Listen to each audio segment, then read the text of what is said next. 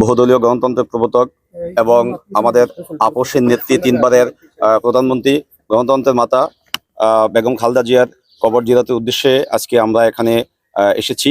আমরা জানি স্বাধীনতার ঘোষক শহীদ প্রেসিডেন্ট জিয়াউর রহমান তিনি এই বাংলাদেশে বহুদলীয় গণতন্ত্র চর্চার মাধ্যমে সবার জন্য গণতন্ত্রের যে ধার সেটি কিন্তু উন্মোচন করেছেন।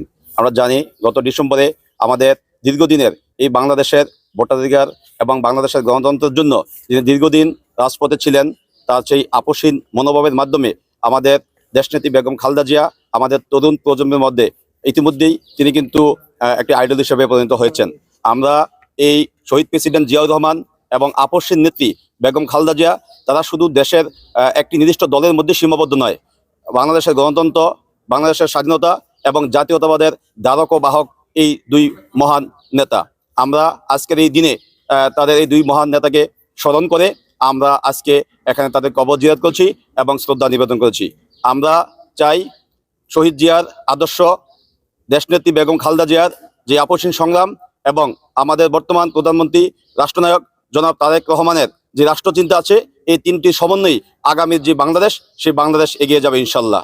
আমরা আমাদের প্রধানমন্ত্রী জনাব তারেক রহমান বর্তমানে যেই আধুনিক, মানবিক এবং একটি গণতান্ত্রিক রাষ্ট্ররেখা যে রূপরেখা দিয়েছেন সেখানে সকলের অংশগ্রহণ নিশ্চিত থাকবে এবং একই সাথে সবাই যাতে রাষ্ট্র গড়ার কাজে তাদের অংশগ্রহণ নিশ্চিত হয় তার জন্য কিন্তু আমাদের প্রধানমন্ত্রী ইতিমধ্যেই নির্দেশনা দিয়েছেন এবং তিনি সেভাবে কাজ করে যাচ্ছেন।